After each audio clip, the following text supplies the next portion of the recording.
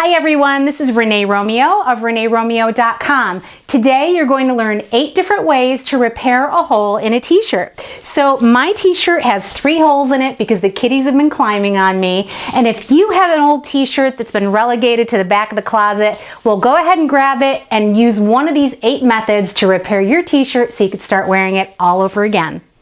So I'm starting with an old t-shirt here, and I have a very sharp pair of scissors. So I'm just going to go ahead and poke 8 holes into this t-shirt. Now what this is going to do, it's going to allow me to put each one side by side, and then I'll go ahead and I'll actually launder this when it's done just to see how well that repair held up.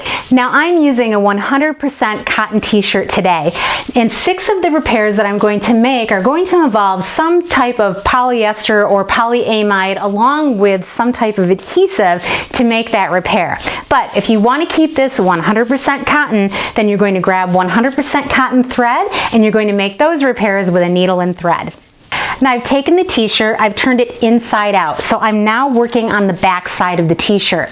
I've taken a piece of craft paper and I've slid it underneath the hole, and this is going to actually make the hole a little bit more visible for me to work on, and it'll protect the ironing board cover from any adhesive that I might get on it. So I have 3 different versions of 100% polyester fusible interfacing. My versions come in a lightweight, medium weight, and heavyweight, and that also means that there's a lightweight version with lightweight adhesive, medium weight adhesive, and heavyweight adhesive. So we're going to see which one works best on our 100% cotton t-shirt.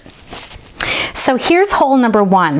Now I'm taking a toothpick and I'm just going to kind of coax this together a little bit before I get going here and try to get this hole to look as small as possible.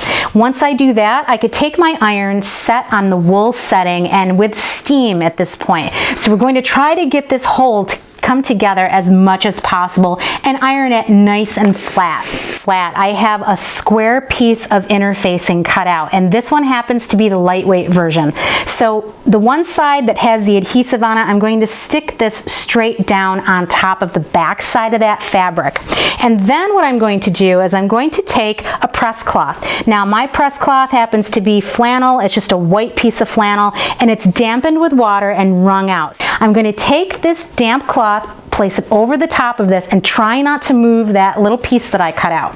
Then the iron comes straight down, wool setting with steam, and it's going to sit there for 10 seconds. And I'm going to look at this and see how well this stuck to the fabric. Now that seems really good. Now I'm going to press it from the right side and see how well I did. In comparison, you can kind of see that it's still there. So let's see if we could do one better on the next one. And this time I'm going to take a little more time with the toothpick, making sure that this fabric gets close together before I iron it. This time I'm going to go back in and I'm going to make sure that these little pieces of thread are almost touching before I press it one more time. Now this is my medium weight interfacing. I have the adhesive on this side, and I decided to trim this in a circle this time just to see if there was a difference. So it gets placed straight down on that fabric. I have my press cloth again that's nice and damp.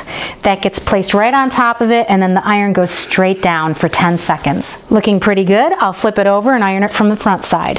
Now this one looks a little better than the first one, so let's see if we can get even better with the third.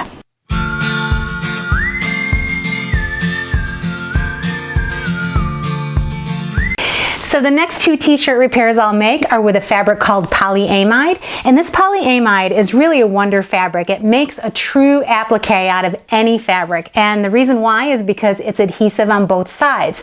So the first thing you're going to do is you're going to make a patch out of some type of fabric. So mine happens to be flannel. I don't have a corresponding knit fabric that'll match this, so I'm going to use flannel for this. Then I'm going to take the polyamide and I'm going to put it directly over the top of this patch, and I'm going to cut it exactly the same size. Now here's the patch. So I have the flannel underneath and I have the polyamide on top, and I'm going to place this directly on top of that hole, just like that.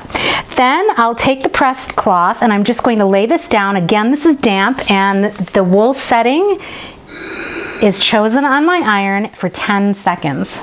Now hopefully you can see here that this isn't the greatest way to make this patch because it doesn't exactly adhere to all the edges unless you have that cut out perfectly. So let me show you a better method to make a patch for the next hole. So this next product is also a polyamide, but this one happens to be nice and evenly transparent all the way through. And it comes with some parchment paper. So this parchment paper is going to help us get the best patch possible. So this next version of polyamide is really transparent all the way through. And you know what? You can't stretch it as much as the other versions, so it may behave a little bit differently. And I'm also going to be using a smaller patch this time just to see in comparison how all these work out in the wash.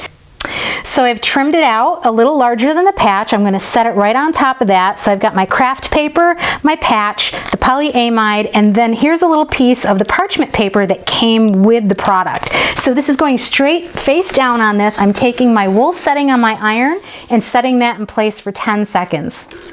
Now I can lift that off. And now this has become the perfect patch. So what I can do now is I can trim this all the way up to the edges. And now I can very carefully peel off that parchment, expose the adhesive underneath, and now I'm ready to go ahead and patch it onto this hole.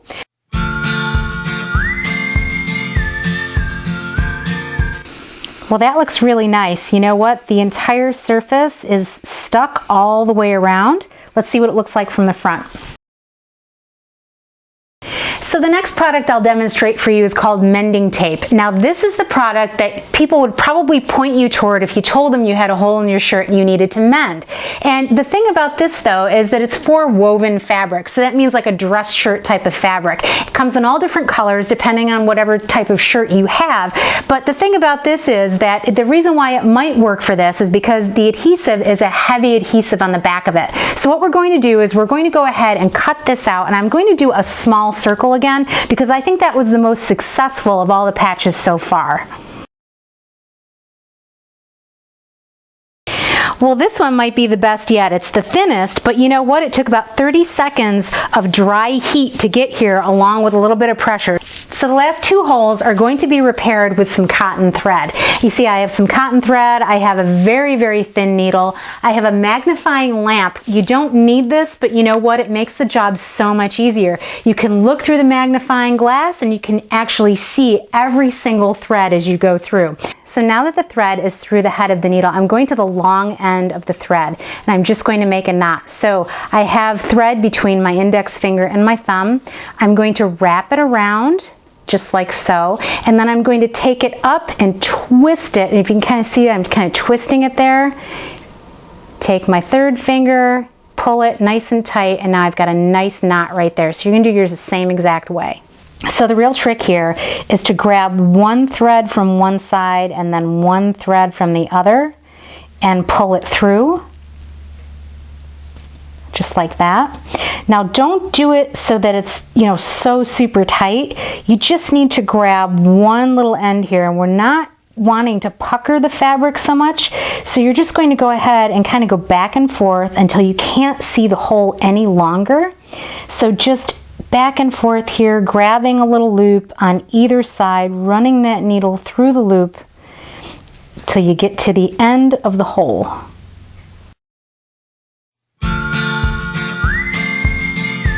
Now to finish it off, I'm going to go through this kind of mending area, not into the t-shirt fabric itself, do one loop, and then try to pull that a little bit tight, and then come back through, go through the loop, and pull that nice and tight. Now I can trim it off. The repair is complete, but let's see what it looks like from the front side. Well, there you have it. Let's iron it and see if we can get that to flatten out. Now I'm on the last hole. I'm working on the back side again. I'm getting this all set with my toothpick, and I'm going to press it in place. This last one I'm going to do with fabric glue. So your typical fabric glue that you can get at the fabric store. I'm just going to dab it on there and let it dry. So here's the t-shirt fresh out of the dryer. Now I had this on a normal wash cycle along with a high heat dry cycle.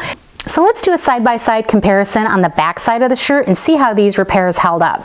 So here's the 100% polyester lightweight patch. Here's the 100% polyester medium weight patch. Here's the 100% polyester heavyweight patch.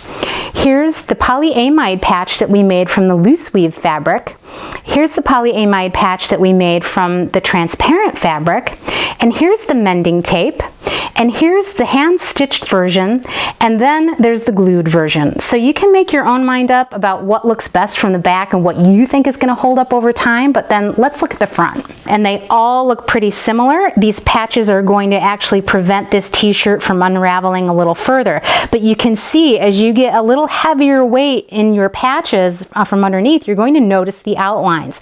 So in looking at this t-shirt, not only from the front but from the back, I really think that there are 3 successful repairs here. The first one being the 100% lightweight polyester patch. This one actually blends in seamlessly with the t-shirt fabric. You can't even tell it's there.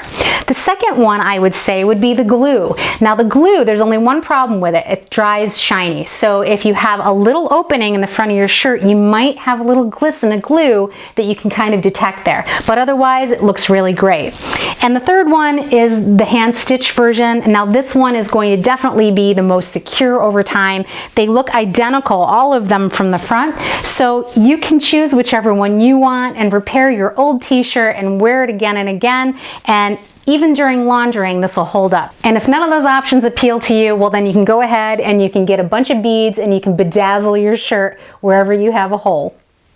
Well, there you have it. 8 ways to repair a hole in a t-shirt. You know what? This is such a great Life 101 lesson. You're going to extend the life of your wardrobe, you're going to save money, and you're going to keep those items out of the donation pile. So, this is Renee Romeo of reneeromeo.com. If you enjoyed watching this, please like, share, subscribe, and follow, and I'll continue to bring these great projects to you in the future.